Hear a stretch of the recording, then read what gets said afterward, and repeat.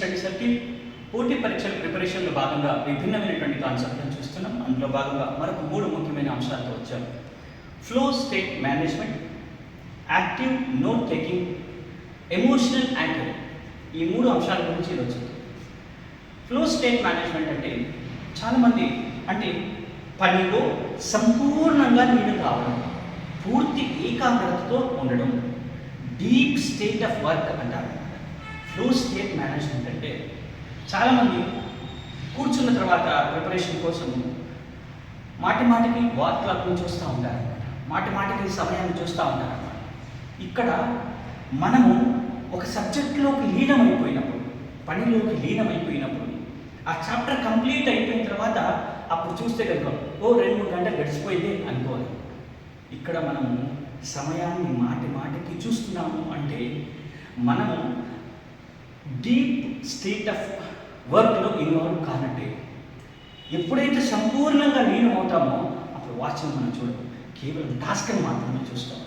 So మీరేం చేయాలంటే ఇక నుంచి కూడా పనిలో సంపూర్ణంగా లీనం కావడానికి ప్రయత్నం చేయండి.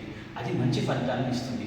సో మాటికి కూడా వాచ్ని చూసేటటువంటి టైంని చూసేటటువంటి ఆ అలవాటుని క్రమక్రమంగా మార్చుకొని ఈ విధంగా డీప్ స్టేట్ ఆఫ్ మైండ్కి ఫ్లో స్టేట్ ఆఫ్ మేనేజ్మెంట్కి అలవాటు చేసుకోండి. తర్వాతది యాక్టివ్ నోట్ టేకింగ్.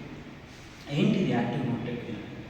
ప్రతిరోజు కూడా నోట్స్ రాసుకోవడం అనేటటువంటిది అలవాటు చేసుకోవాలి. చాలామంది పోటీ పరీక్షలు ప్రిపేర్ అయ్యే వాళ్ళు రాయడం అనేటటువంటిది అలవాటు ఈ రోజుల్లో క్రమక్రమంగా తగ్గిపోతుంది.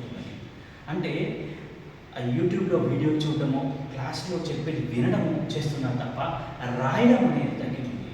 ఎప్పుడైతే మీరు రాస్తారో అప్పుడు మీ మైండ్కి, మీ కళ్ళకి కనెక్టివిటీ పెరిగి ఎక్కువ కాలం గుర్తుంటుందన్నమాట. మీరు రాయడం అనేటటువంటి ప్రతిరోజు ప్రాక్టీస్ చేసుకోవాలి. యాక్టివ్ నోట్ టేకింగ్ అంటే న్యూస్ పేపర్లో ఒక విషయాన్ని మీరు ఉదయం లేవగానే చదివినప్పుడు కూడా కనీసం ఈరోజు న్యూస్ పేపర్లో ఉన్న ముఖ్య విషయాన్ని ఒక 10 పాయింట్లుగా రాసుకోవాలి.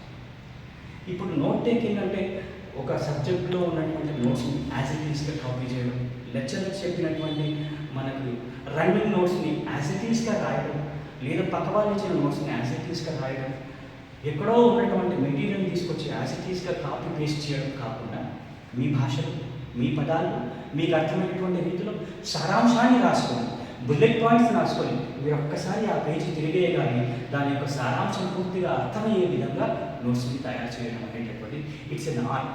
ఇది ఒక కళ అన్నమాట. సో ఈ కళను మీరు రెగ్యులర్గా ప్రాక్టీస్ చేస్తే వస్తుంది, వెంటనే ఎవరికి రాదు. కాలక్రమంలో అది బిల్డ్ అవుతుందన్నమాట, కాలక్రమంలో మెరుగవుతూ ఉంటారన్నమాట. సో రెగ్యులర్గా నోట్ టేకింగ్ రాయడం అలవాటు చేసుకోండి, యాక్టివ్ నోట్ టేకింగ్. తర్వాత ఎమోషనల్ యాంకరింగ్. ఇది కూడా మెయిన్స్ విషయానికి వచ్చినప్పుడు చాలా బాగా బ్రహ్మాండంగా ఉపయోగపడుతుంది. మీరు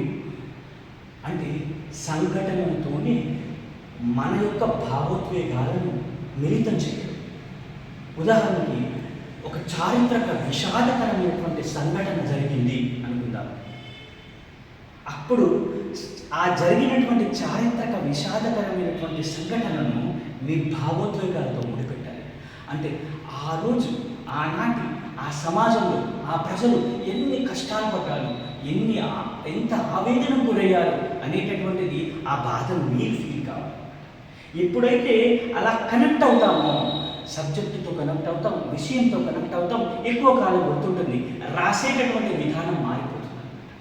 అందుకని మీరు విషయాలను ఎప్పుడూ కూడా ఎమోషనల్ యాంకరింగ్ అంటే భావోద్వేగాలతో ముడిపెట్టి మీరు కనుక సబ్జెక్టుతో కనెక్ట్ అవుతే కనుక, కాన్సెప్ట్లతో కనెక్ట్ అవుతే కనుక రాసేటటువంటి విధానంలో అద్భుతాలు వస్తాయి.